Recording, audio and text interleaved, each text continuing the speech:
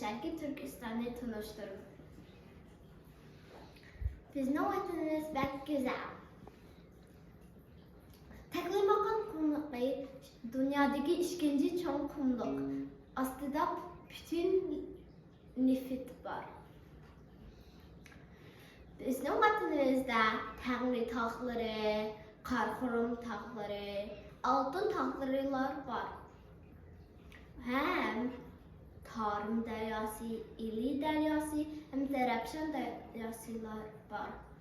Bizim vatanımızda Anarküle, Bahraşküle hem sayram küleler var.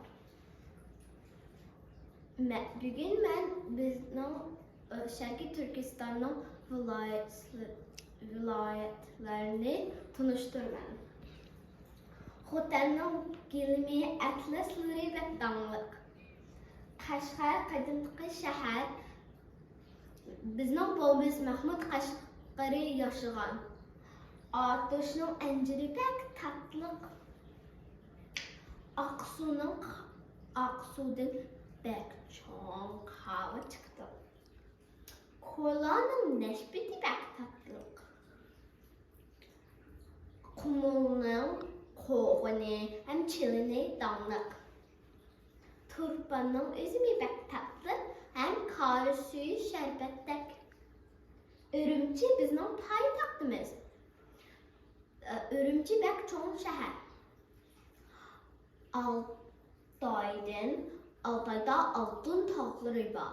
Altın tağlarıdan gümüş, altın, yakıt çıkdı. Hem Altaydan Kuzat Altay çıkdı. Çöçek